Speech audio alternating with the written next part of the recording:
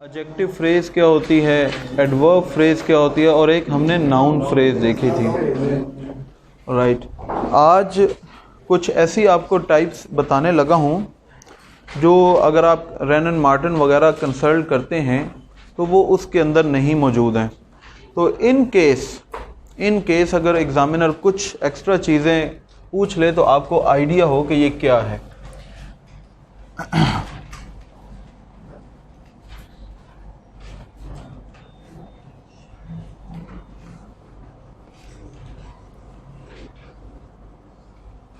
आज हम सबसे पहले पढ़ने जा रहे हैं प्रेपोजिशनल फ्रेज।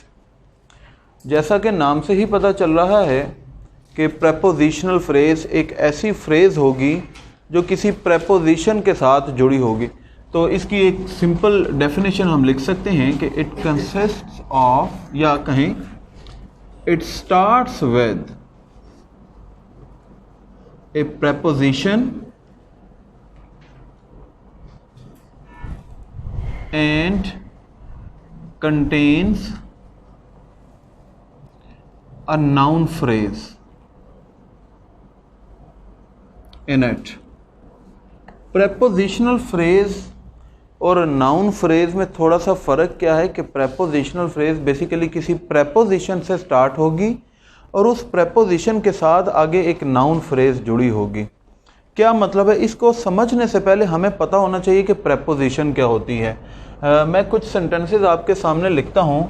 देखिएगा, मैं कहता हूँ he came before, full stop. अब मैं कहता हूँ he came before it was dark, full stop.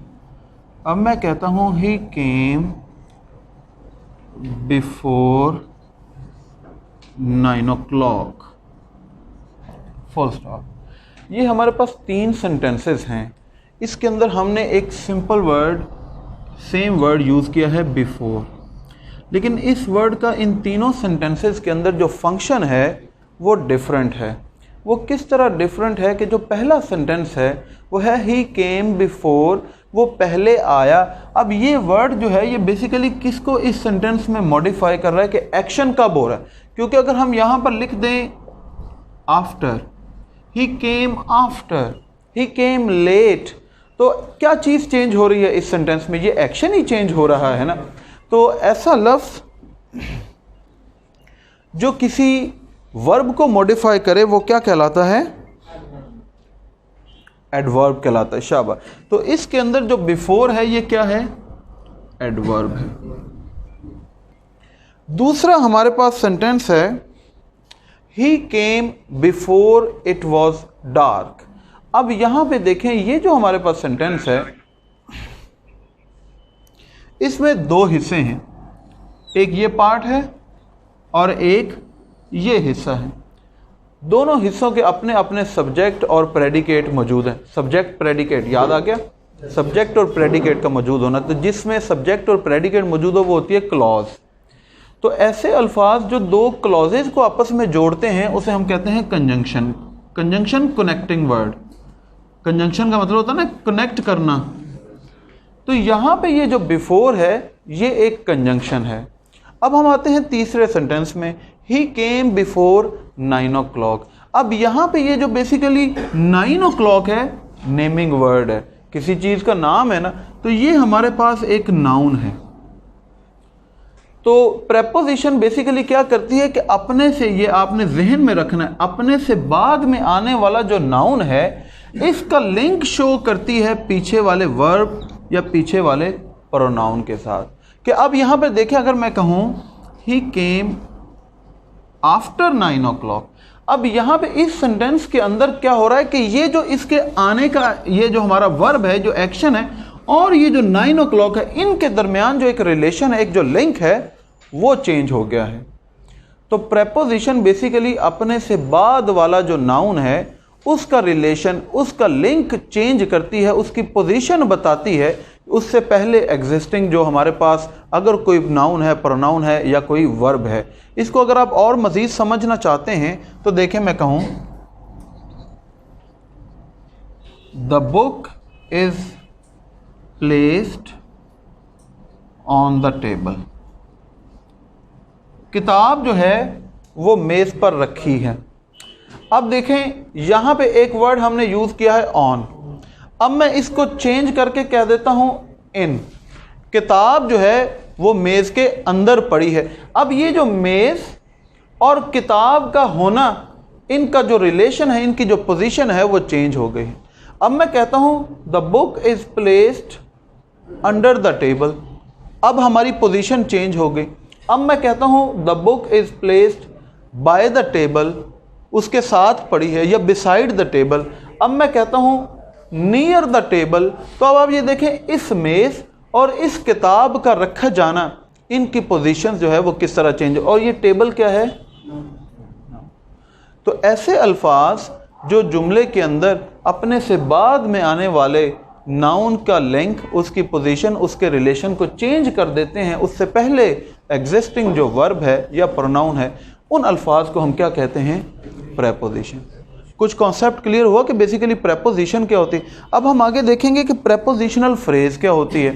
तो प्रेपोजिशनल फ्रेज जुमले के अंदर एक ऐसे ग्रुप ऑफ वर्ड्स होंगे जो किसी प्रेपोजिशन से स्टार्ट हो रहे होंगे और उसके बाद एक नाउन एग्जिस्ट करता होगा जो जुमले के पहले हिस्से के साथ उसके लिंक, उसके पोजीशन को कोई ना कोई हमें जो है वो उसके बारे में इंफॉर्मेशन दे रहा होता है।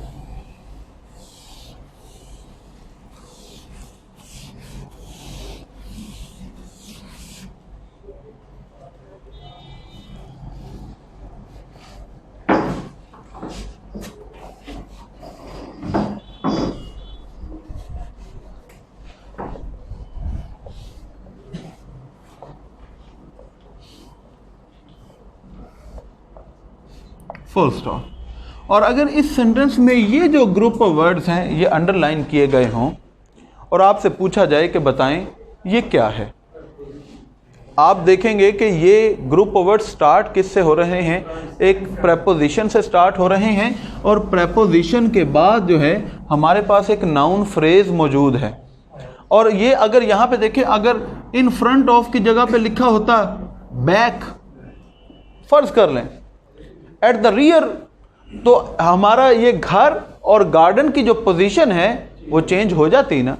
तो इसका मतलब है कि ये एक ऐसी फ्रेज जो किसी प्रेपोजिशन से स्टार्ट होगी और उसके बाद एक नाउन फ्रेज आपके पास मौजूद होगी जो उससे पहले वाला जो पोजीशन है उसके बारे में हमें बताएगी। एक और देखिएगा, मैं कहता हूं I shall do the work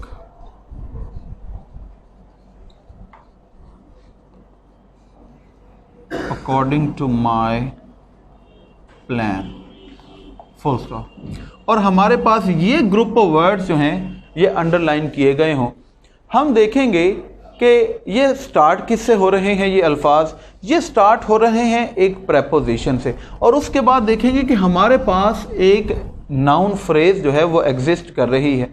तो इसको फाइंड आउट करना जुमले में बहुत ही आसान होता है कि ऐसी फ्रेज, ऐसे ग्रुप ऑफ वर्ड्स जो किसी प्रेपोजिशन से स्टार्ट होते हैं और उसके बाद आपके पास एक नाउन फ्रेज होती है, वो हमारी प्रेपोजिशनल फ्रेज कहलाती है। चलें एक मैं सेंटेंस लिखता हूं, आपने मुझे बताना है कि इसके अंदर प्रेपोजिशन फ्रेज आपको कहां पर मिल रही है।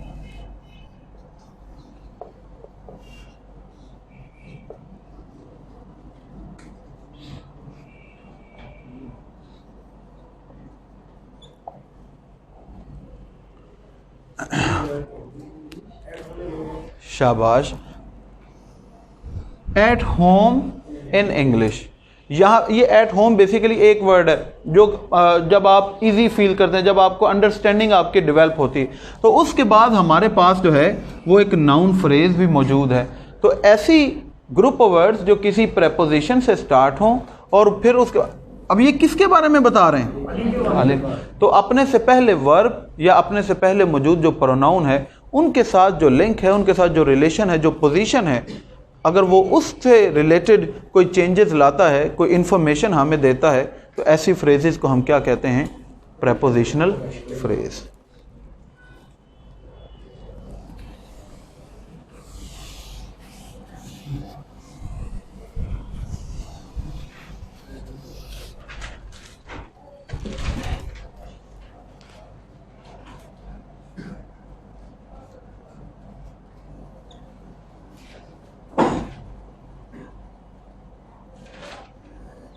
नेक्स्ट है हमारे पास पार्टिसिपल फ्रेज।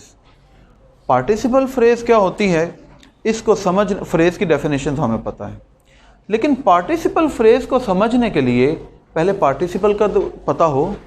तो किसी को आइडिया कि पार्टिसिपल क्या होता है? No idea. ऑलराइट, मैं आपको बता देता हूं बेसिकली पार्टिसिपल क्या है। A verb that functions as an adjective in a sentence।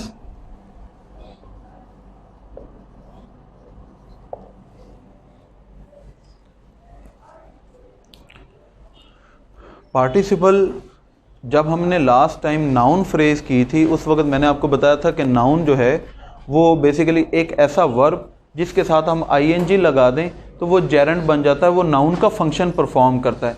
इसी तरह किसी वर्ब को हम एडजेक्टिव में जुमले के अंदर उसका फंक्शन मेन वर्ब के तौर पे ना हो, जुमले में उसका फंक्शन हो एडजेक्टिव के तौर पर। और एडजेक्टिव बेसिकली करता क्या है, वो नाउन को मॉडिफाई करता है। तो एक ऐसा वर्ब जो जुमले के अंदर किसी नाउन को मॉडिफाई कर रहा है, इसका मतलब है फिर वो वर्ब नहीं है, वो हमारा एडजेक्टिव है। अब ये बनते कैसे हैं? ये दो तरह के पार्टिसिपल होते हैं, ये याद रखिएगा। एक होता है प्रेजेंट पार्टिसिपल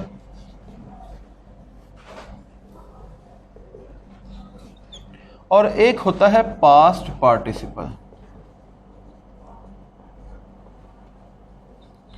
प्रेजेंट पार्टिसिपल कैसे बनते हैं? वर्ब प्लस ing, कि किसी वर्ब के साथ ing लगा दें और वो जुमले के अंदर एडजेक्टिव के तौर पर फंक्शन कर रहा हो तो उसे हम कहते हैं कि ये हमारा प्रेजेंट पार्टिसिपल है। इसी तरह अगर वर्ब प्लस ed, ये होते हैं रेगुलर वर्ब। चल इसके साथ आगे स्लैश, जो इर्रेगुलर वर्ब्स होते हैं, इर्रेगुलर वर्ब्स प्लस वर्ब की थर्ड फॉर्म, ये हमारे होते हैं रेगुलर वर्ब्स। अच्छा जी, रेगुलर वर्ब्स और इर्रेगुलर वर्ब्स क्या हैं? चलें अब ये भी सीख लेते हैं। रेगुलर वर्ब्स ऐसे वर्ब्स होते हैं जिनकी सेकंड और थर्ड फॉर्म जो है वो हम ed लगा के बना लेते हैं, और जिनकी सेकंड और थर्ड फॉर्म ed से नहीं बनती उसे हम कहते हैं इर्रेगुलर वर्ब। देखिएगा, जैसे मैं कहूं प्ले, मैं कहूं प्लेड और मैं कहूं प्लेड। अब देखिए, मैं कहूं गो, वेंट, गोन, तो इनको देखते हुए आपको फौरन पता चल जाएगा कि इसमें रेगुलर वर्ब कौन सा है और इर्रेगुलर वर्ब कौन सा है। तो पास्ट पार्टिसिपल कैसे बनता है कि अगर किसी वर्ब के साथ या तो हम ed लगा दें, ठीक है, या फिर अगर हमारे पास कोई इर्रेगुलर वर्ब आ गया है तो उसकी हम फिर थर्ड फॉर्म लगा दें। तो अगर किसी वर्ब की थर्ड फॉर्म लगाएंगे या ed लगाएंगे तो वो हमारा पास्ट पार्टिसिपल कहलाता है। एक बात आपको आपकी आसानी के लिए ये समझा दूं कि जो पार्टिसिपल्स हैं वो बेसिकली सेंटेंस के अंदर मोस्ट ऑफ द टाइम ऐसे सेंटेंसेस के अंदर इस्तेमाल किए जाते हैं जिनके अंदर एक सब्जेक्ट जो है एट द सेम टाइम दो एक्शन परफॉर्म कर रहा होता है। अगर एक सब्जेक्ट एट द सेम, अभी मैं इसकी एग्जांपल्स करवाऊंगा, बेफिक्र है, सिर्फ अभी समझाने के लिए। एक subject at the same time दो फंक्शन कर रहा है तो उसमें एक फंक्शन मेन वर्ब के तौर पर परफॉर्म कर रहा होता है और एक फंक्शन पार्टिसिपल के तौर पर परफॉर्म कर रहा होता है। वो कैसे बताता हूँ। इसी तरह जो पास्ट पार्टिसिपल है ये हमेशा पैसिव वॉइस के अंदर इस्तेमाल होता है। इसके अंदर होता है कि एक ऑब्जेक्ट अगर एट द सेम टाइम दो एक्शंस रिसीव कर रहा है तो उसमें एक एक्शन मेन वर्ब के तौर पर इस्तेमाल हो रहा होता है और एक जो है वो पार्टिसिपल के तौर पर इस्तेमाल हो रहा होता है। अगर इसको आपने समझना है तो पहले आपको पता होना चाहिए कि वर्ब की दो टाइप्स हैं, वो क्या हैं। मैं आपको वो समझाता हूँ, फिर आप कहेंगे ये पार्टिसिपल, इससे ज़्यादा आसान चीज़ ही नहीं हमने कभी सीखी। देखो, वर्ब्स जो हैं वो दो तरह के होते हैं। एक होता है फाइनाइट वर्ब और एक होता है non finite verb.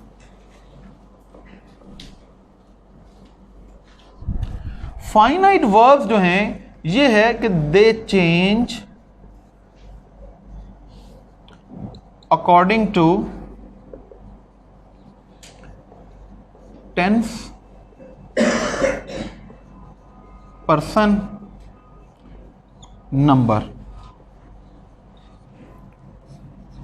They function as the main verb in a sentence. जो नॉन फाइनाइट वर्ब्स होते हैं ये है कि दे डू नॉट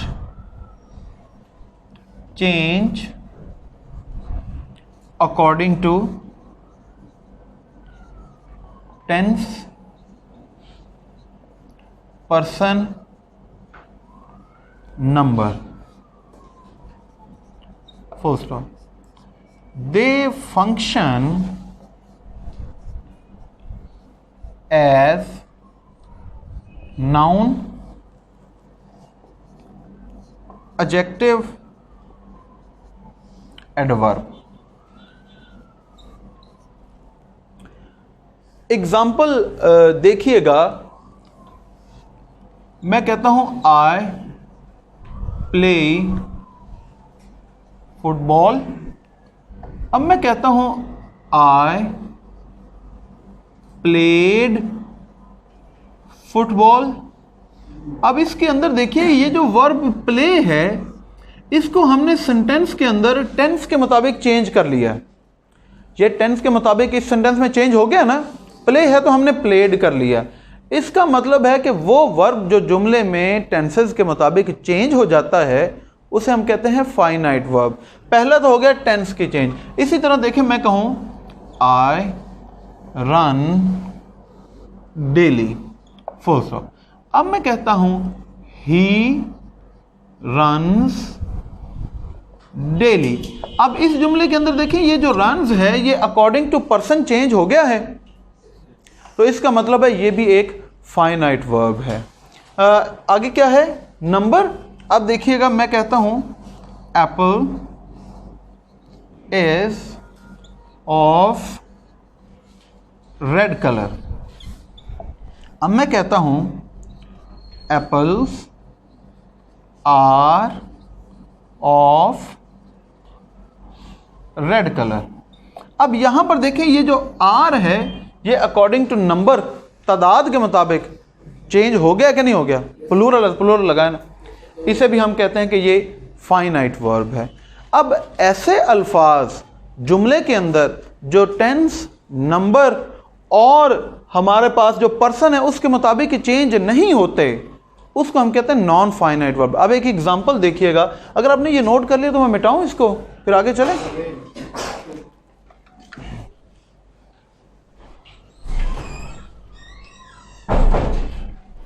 चले मैं इधर उतनी देर एक एग्जांपल लिखता हूं. मैं कहता हूं I found his house at a walking distance. अब इस जुमले के अंदर देखिएगा कि वर्ब कौन कौन से हमें लग रहे हैं. एक ये और एक ये. अब इस सेंटेंस को हम चेंज करने की कोशिश करते हैं. अब मैं कहता हूं I find his house at a walking distance. क्योंकि ये हमेशा वॉकिंग डिस्टेंस ही रहेगा. एट ए वॉक डिस्टेंस नहीं हो सकता, एट ए वॉक्ड डिस्टेंस नहीं हो सकता, at a will walk distance नहीं हो सकता. क्यों? क्योंकि ये जुमले के अंदर मेन वर्ब नहीं है, ये जुमले के अंदर फंक्शन कर रहा है. अब इसके बाद देखिए वर्ब क्या है, सॉरी इसके बाद वर्ड क्या है? डिस्टेंस. डिस्टेंस क्या है? एक नाउन है. और ये डिस्टेंस जो है ये मॉडिफाई हो रहा है वर्ड वॉकिंग से, वॉकिंग डिस्टेंस. इसी तरह तो फिर जो वर्ड किसी नाउन को मॉडिफाई करे वो क्या कहलाता है? एडजेक्टिव कहलाता है. तो जुमले में ऐसा वर्ब जिसके साथ आईएनजी लगा हो लेकिन वो जुमले में मेन वर्ब के तौर पे फंक्शन नहीं कर रहा वो जुमले में एडजेक्टिव के तौर पे फंक्शन कर रहा है, वो क्या कहलाता है? पार्टिसिपल। और ये चूंकि इसके साथ आईएनजी लगा है तो ये कौन सा पार्टिसिपल है? Present participle. नहीं समझ लगी?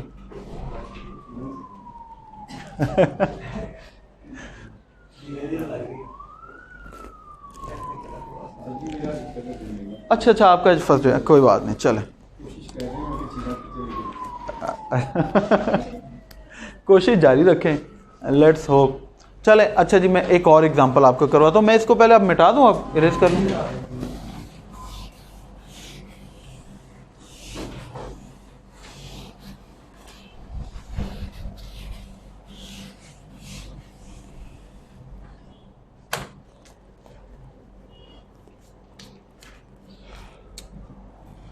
अब मैं कहता हूं शी वेंट शॉपिंग,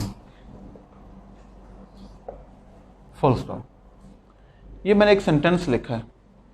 इसके अंदर अब बज़ाहिर दो एक्शन हमें लग रहे हैं, क्योंकि शॉप चीजें खरीदना भी, तो एक है ये और एक है ये। अब हम देखेंगे कि इसमें कौन सा वर्ब है जो अकॉर्डिंग टू टेंस हम चेंज कर सकते हैं। मैं कहता हूं she goes shopping, she will go shopping. लेकिन ये जो वर्ड शॉपिंग है ये तो चेंज नहीं हो सकता, ये तो ऐसे का ऐसा ही रहेगा। तो अगर she goes shopping every day, इसके साथ लिख लें ताकि चले हम पार्टिसिपल, अदरवाइज ये जेरेंड बनेगा।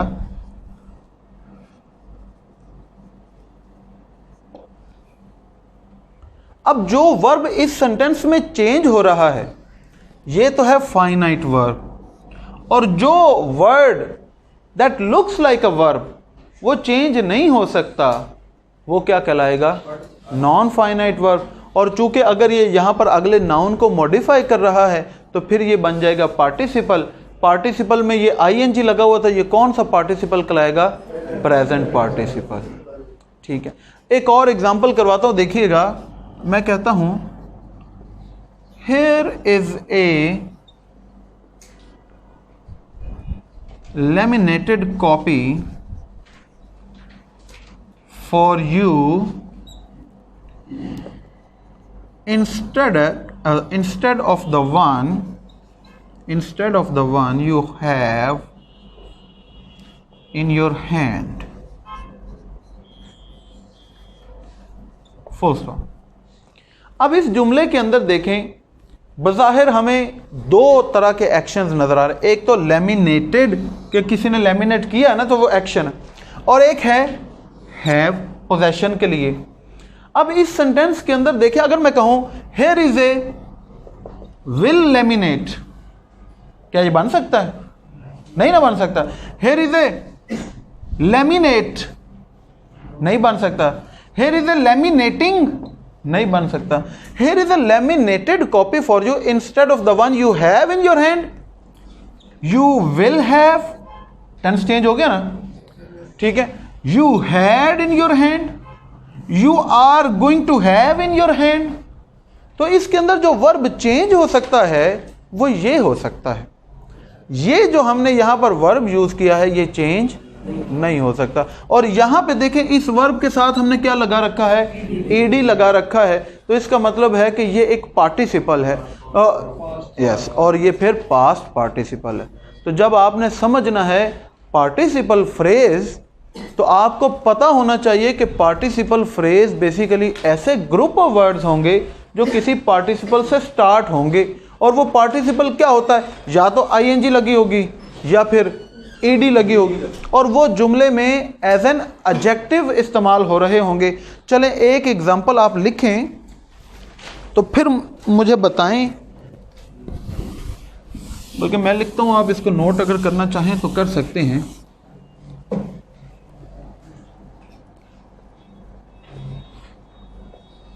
Shrunk in the dryer, comma, the jeans hung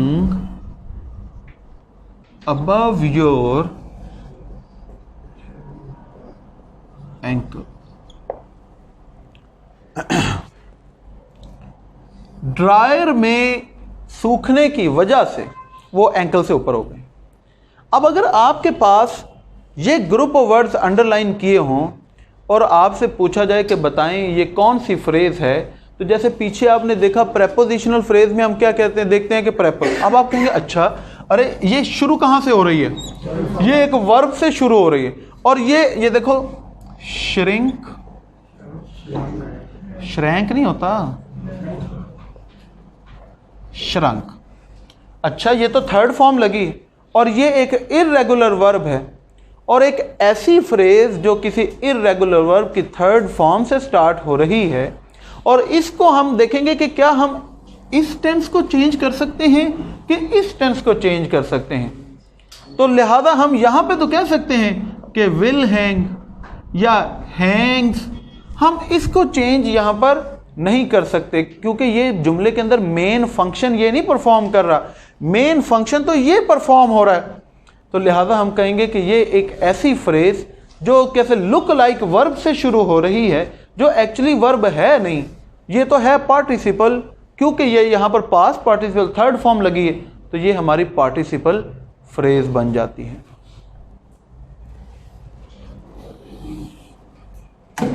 एक और सेंटेंस लिखें।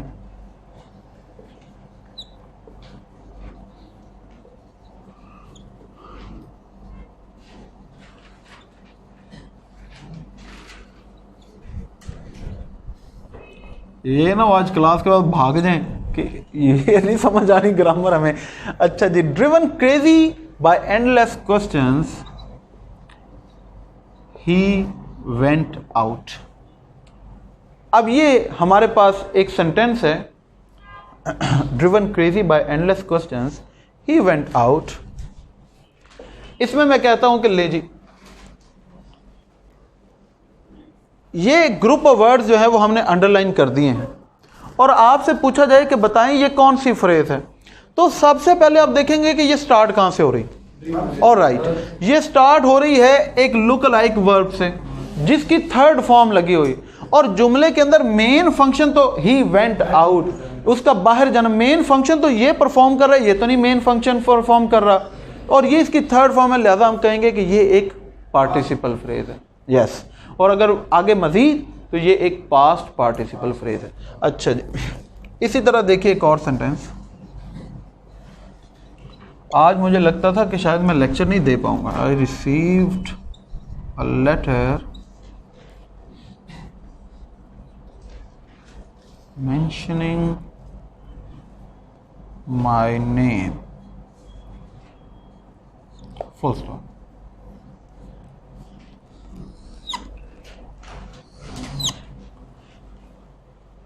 अब अगर आपके पास ये ग्रुप ऑफ वर्ड्स अंडरलाइन किए गए हों, तो इसमें आपने देखना है कि मेन फंक्शन क्या, मेन एक्शन क्या परफॉर्म हो रहा है, रिसीविंग का। ये इसको हम चेंज कर सकते हैं कि I will receive a letter, I receive a letter, I had received a letter. लेकिन ये जो लुक लाइक वर्ब है इसको हम चेंज नहीं कर सकते। तो फिर ये कौन सी, जो कि मेंशन एक वर्ब तो लग रहा है लेकिन जुमले के अंदर ये मेन वर्ब का फंक्शन परफॉर्म नहीं कर रहा, तो ये एक पार्टिसिपल है, और चूंकि इसके साथ आईएनजी लग गया है तो ये कौन से, ये प्रेजेंट पार्टिसिपल फ्रेज है।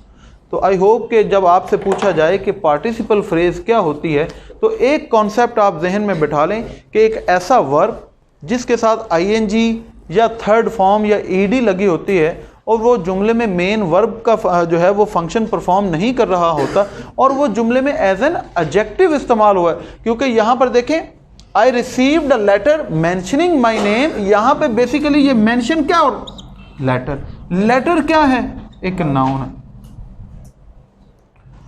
लेटर क्या है, एक नाउन है।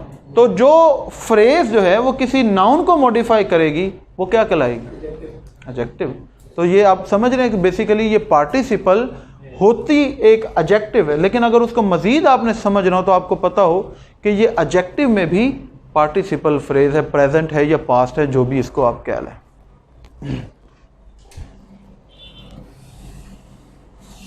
चलें, अब थोड़ा सा इजी काम आ गया है हमारे पास।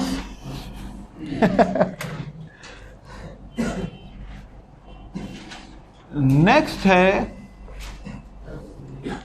Absolute phrase.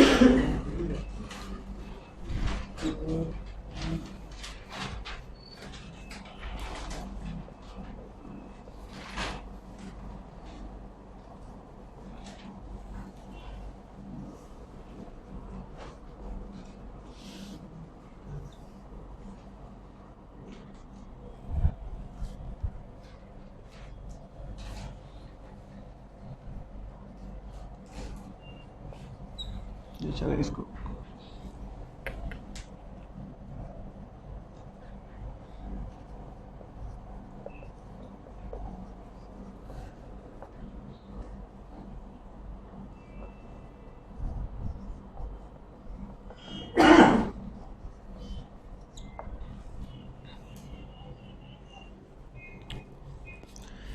एब्सोल्यूट फ्रेज एक ऐसी फ्रेज है जिसमें एक हमारे पास पूरा सेंटेंस होगा और सेंटेंस के अंदर दो तरह की एक्टिविटीज़ हो रही होंगी। वो दोनों एक्टिविटीज़ अपना डिफरेंट जो है वो सब्जेक्ट और प्रेडिकेट रख रही होंगी। समझ रहे हैं? दोनों का अलग, लेकिन इन दोनों में, या चले मैं आपको एक और ज़रा डिफरेंट समझाता हूँ कि देखें, जैसे अभी हम सेंटेंसेस कर रहे हैं और पार्टिसिपल में हमें एक सेंटेंस के अंदर दो एक्टिविटीज़ नज़र आ रही होती हैं। तो अगर हमारे पास एक ऐसा ही जुमला आ जाए जिसके अंदर एक ऐसी फ्रेज हो जिसमें पार्टिसिपल टाइप जैसे आईएनजी या ईडी वाला एक ऐसा पार्टिसिपल हमने यूज़ कर लिया। पार्टिसिपल क्या होता है? नॉन फाइनाइट वर्ब, ये याद है ना, अभी मैंने आपको बताया। तो एक ऐसी फ्रेज जिसके अंदर नॉन फाइनाइट वर्ब मौजूद हो लेकिन मेन वर्ब मौजूद ना हो, उस फ्रेज को हम कहते हैं कि ये हमारी एब्सोल्यूट फ्रेज है। एग्जाम्पल करिएगा, अभी समझते हैं। देखिए मैं कहूं it being a holiday comma we could not work.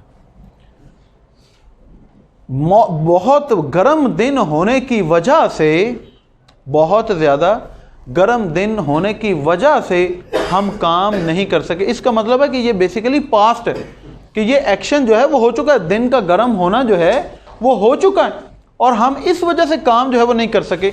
और अगर आपसे पूछा जाए कि ये जो फ्रेज़ है ये कौन सी फ्रेज़ है, इसको मैं आपको एक आसान लफ्ज़ों में ये समझा देता हूँ कि अगर जुमले के अंदर हमारे पास कोई पार्टिसिपल, कोई नॉन फाइनाइट वर्ब यूज हो, जैसे अगर हम देखें इट बीइंग अ हॉलीडे, चूंकि गर्म दिन है, वी विल नॉट वर्क। ऐसा भी आप इसको फ्यूचर में भी लिख सकते हैं, चूंकि दिन गर्म है हम काम नहीं करेंगे। इसी तरह आप जो है वो इसको वी कैन नॉट वर्क, चूंकि दिन गर्म है इसलिए जो है वो हम मेहनत नहीं करना चाहते, हम काम नहीं करना चाहते। इसको आप प्रेजेंट के अंदर भी यूज कर सकते हैं। लेकिन एक हिस्सा, एक वर्ब जिसको आप चेंज नहीं कर सकते वो ये है। तो अब इसमें और पार्टिसिपल जो फ्रेज है उसके अंदर फ़र्क क्या है? इसमें बड़ा सिंपल सा है कि अगर किसी नॉन फाइनाइट वर्ब से पहले भी कोई सब्जेक्ट मौजूद हो तो उसे आप कहते हैं कि ये हमारी एब्सोल्यूट फ्रेज है। एक ऐसी फ्रेज जो किसी नॉन फाइनाइट वर्ब से शुरू हो रही है वो हमारी जो है वो बन सकती है एडवर्ब फ्रेज भी बन सकती है, नाउन फ्रेज भी बन सकती है और पार्टिसिपल फ्रेज भी बन सकती है। लेकिन अगर किसी नॉन फाइनाइट वर्ब से पहले कोई सब्जेक्ट मौजूद हो तो उसे हम कहेंगे कि ये हमारी एब्सोल्यूट फ्रेज है। एक और एग्जांपल कर लेते हैं।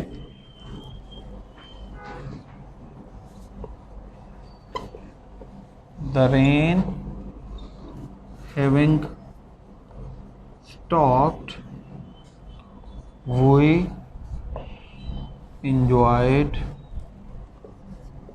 boating, full stop. और इसमें हमारे पास ये ग्रुप ऑफ वर्ड्स है।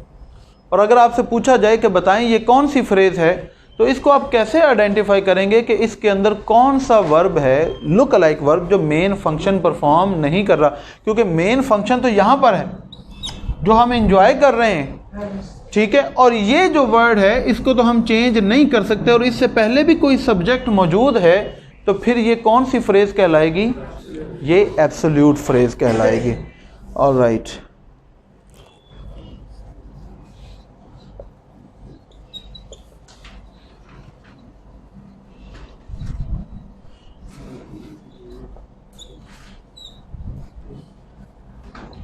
क्यों भाई, ये आसान है कि नहीं?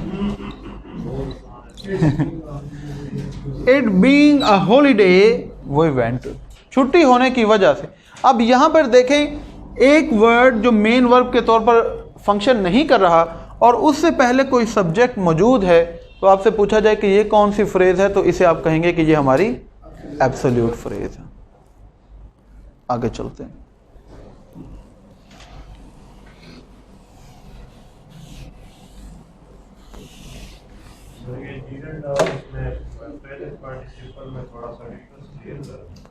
कैसे? हाँ, लेकिन उसमें जैसे हमने देखें लास्ट टाइम जेरेंट देखा था, तो जेरेंट बेसिकली जुमले में सब्जेक्ट या ऑब्जेक्ट के तौर पर इस्तेमाल हो रहा होता है। जो पार्टिसिपल है वो उसमें मॉडिफायर के तौर पर इस्तेमाल हो रहा होता है। तो ये इसके अंदर, लेकिन अभी चले, फिर भी समझ नहीं आती तो आपको समझा देता हूँ।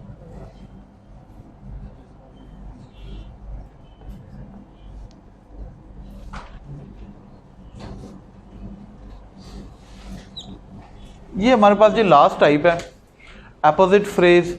अपोजिट फ्रेज बेसिकली होती है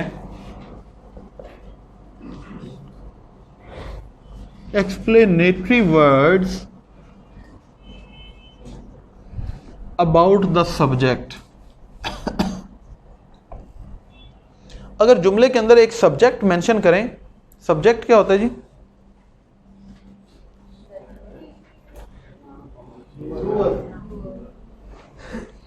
सब्जेक्ट होता है डूअर, जो जुमले में काम करने वाला है। अगर जुमले के अंदर हम कोई सब्जेक्ट लिखें और बाद में उस सब्जेक्ट से रिलेटेड एक एक्स्ट्रा इंफॉर्मेशन भी ऐड करें, वो जो एक्स्ट्रा इंफॉर्मेशन होती है ना, वो हमारी अपोजिट फ्रेज होती है।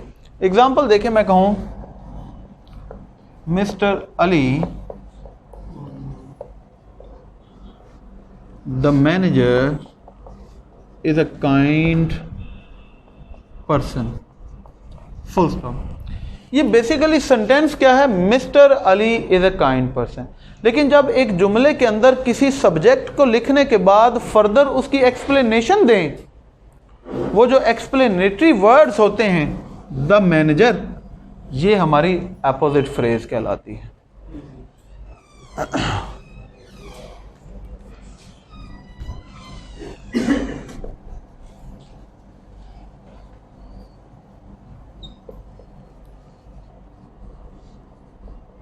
Islamabad, the capital of Pakistan, is a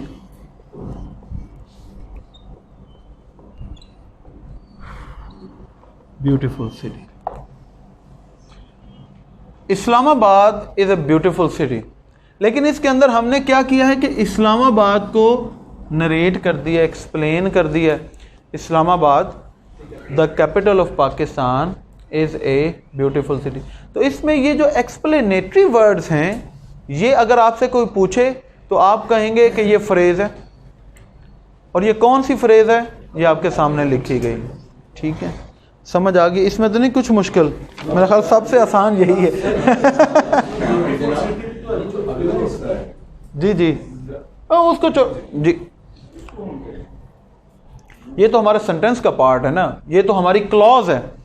basically एक इंडिपेंडेंट क्लॉज, अगर ये लिखा हो Islamabad is a beautiful city, ये एक सिंपल सेंटेंस है, ये क्लॉज है, ये एक इंडिपेंडेंट क्लॉज है।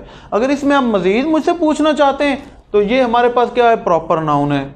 ये हमारे पास क्या है? कोई ना कोई ऑक्सिलरी है। ये क्या है? ये हमारे पास एक जो है वो आर्टिकल है। ये क्या है जी? ये हमारे पास एक एडजेक्टिव है। ये क्या है? ये हमारे पास एक नाउन है। ठीक है, अगर आ ब्यूटीफुल सिटी आ जाए, आ ब्यूटीफुल सिटी, ये क्या है यार? पहले ये बताओ, ये है कि ये फ्रेज है कि आ ब्यूटी, एक खूब, ये फ्रेज है ना। ठीक है, अच्छा, अब अगर let's say Islamabad is a beautiful city, अब ए ब्यूटीफुल सिटी जो है ये बताएं ये कौन सी फ्रेज है? शाबाश। क्यों एडजेक्टिव है? क्योंकि ये किसको मॉडिफाई कर रही है? किसी नाउन को। तो जो फ्रेज किसी नाउन को मॉडिफाई करेगी वो क्या कहलाएगी? कैसा? अच्छा, टोनी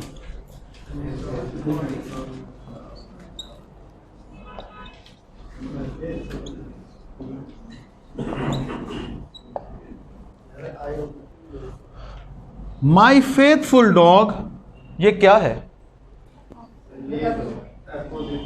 ये फ्रेज है। ये कौन सी फ्रेज है? ये किसने कहा एडजेक्टिव फ्रेज? देखो बच्चों, ये देखो, ये टोनी हमने लिखा है। अब मैं कहता हूं टोनी डाइड, लेकिन इस जुमले में मैंने इस टोनी को एक्सप्लेन किया है कि टोनी कौन है। तो जो किसी सब्जेक्ट के एक्सप्लेनेटरी वर्ड्स होते हैं वो बेसिकली एपोजिट फ्रेज कहलाते हैं। ठीक है, अच्छा चले, अब मैं एक सेंटेंस लिखता हूं। मैं कहता हूं Tony who was my faithful dog died yesterday. अब मैं कहता हूं ये हु वॉज फेथफुल डॉग, ये क्या है? सर ये